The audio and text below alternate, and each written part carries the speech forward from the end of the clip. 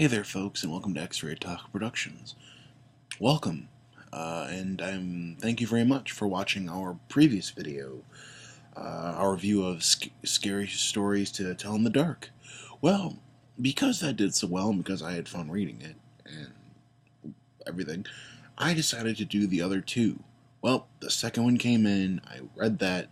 Admittedly, they did take me a little bit more time. It's because my schedule went a little bit wonky today. I finished it in two sittings. Once I couldn't finish the first day because I was a little bit tired, and then I finished it in like 20 minutes the next day. Well, right, so let's get into it. Let's review more scary stories to tell in the dark. Shouldn't he be holding up two fingers? Anyway, let's get right into this. Alright, so my top 5 favorite chapters in this, or favorite stories in this book, begin on page 20 with the story Clinkety Clink. Alright, let me just go there real quick.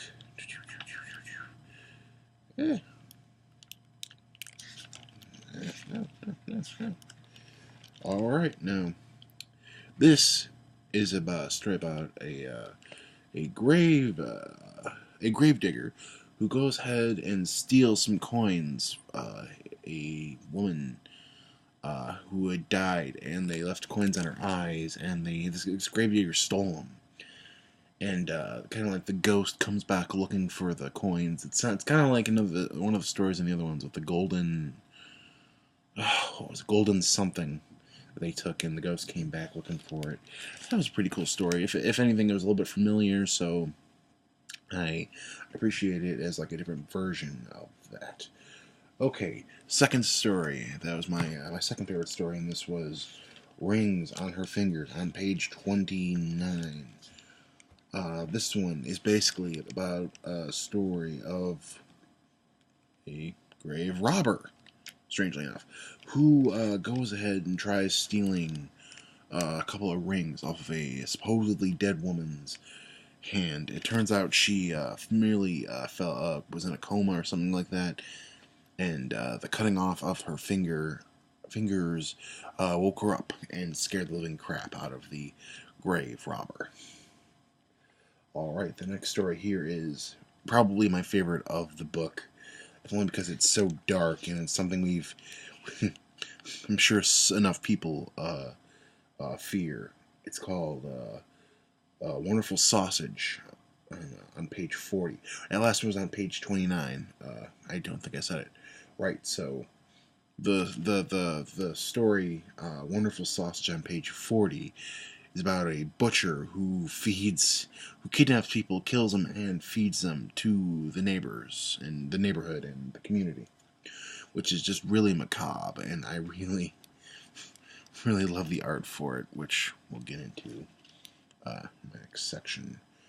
My next favorite story is The Man in the Middle on page 50, and that is right. This is another one of the best. This is probably one of the best stories of the two books I've read as well. I like it almost as much as Wonderful Sausage, but not quite.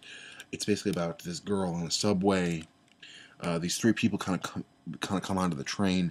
Each one leaves. The two of them leave one stop after another.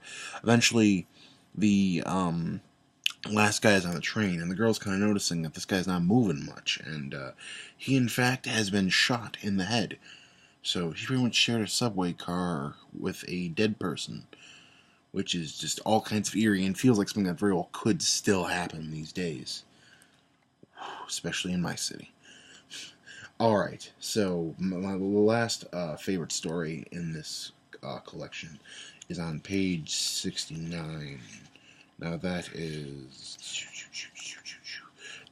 The Bad News, which is a story about a couple of gentlemen who rather enjoy baseball, and then we come to an agreement. Whoever dies first will have to tell the other person whether or not there is baseball in heaven. Now, or in the afterlife, whatever, something like that. And the good news is there is baseball. The bad news is you'll be playing tomorrow. So basically, the guy who was alive, who's left alive, is going to die the day after this meeting. I do feel like, for the most part, the stories were much stronger in this collection. Yeah, they're just overall a lot funnier, a lot darker. It feels like even if there was an occasional one that felt sort of familiar, this still felt like a much creepier and more entertaining book. I cannot wait for the third one. But yeah.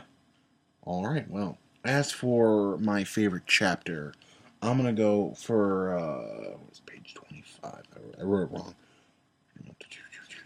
My favorite chapter is entitled "She Was Spittin' and Yowlin' Just Like a Cat." Now, the description reads, the tales in this chapter about an empty trunk, a neighbor who turns into a cat, a strange dream, and some very tasty sausages, and other things. That one contains a couple of some of my favorite stories, including the tasty sausage story, which is dark and horrifying, and I love it. All right. Now here comes. You know what? Before we go into my favorite part, we're gonna talk about probably the weakest story in this collection. The last one, it was that one about the one where the dog was talking in the head, and the one with the really crazy title. And I could not get. I hated it. All right, this is the story, The Drum, on page 31. It's about two sisters who meet a little gypsy girl while playing a drum. So basically, the gypsy girl says, well, the two little girls are like, oh, we want your drum. The gypsy girl's like, well, you have to do some bad stuff to get this drum. And at the so these kids are doing these bad things, and their parent is like, please stop, or I will leave. Okay, and the girl's like, oh, we love our mom, but we really want that drum, and it just seems kind of ridiculous, you know. It's like, after being warned of a very specific fate, like their mom is going to leave them or whatever, if they keep this shit up, and they keep doing it, and then it became as obvious. It's like, oh, the gypsy girl is just not going to give her the drum anyway, and it was like, well, no shit. You could have. Why didn't you just lie and say you did this stuff instead of actually doing it? You know, it's like, I don't know. I know these aren't the most logical of stories, all these put together, but it sucks when you get one that's kind of like that obvious, you know. All right, moving away from the bad news. All right, I want to tell you about some of not the story of the bad news. I want to go into some of my favorite pictures or illustrations in this collection. Once again, the pictures are fantastic, most of which are like the stories themselves, much improved from the first book. All right, my first favorite picture or illustration is on page 15 of this book, and that looks like this. It's like you can either get two emotions out of this thing. It's either, hey buddy, I love you, or it's, oh, okay, I'm gonna drag that ass to hell. I love it. It goes with the story. Somebody fell from a loft. My second, or that was on 15. I think I said that, but I just want to make sure.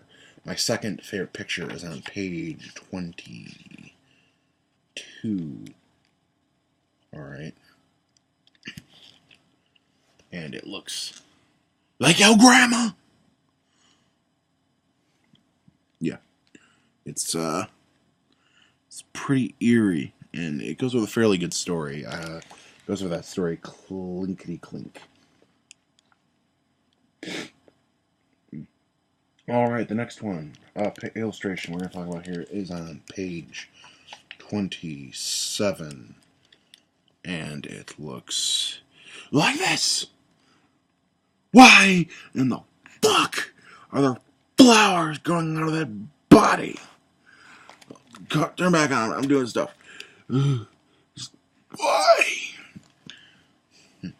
Okay. The next picture we're going to go into is on page 34 of this book.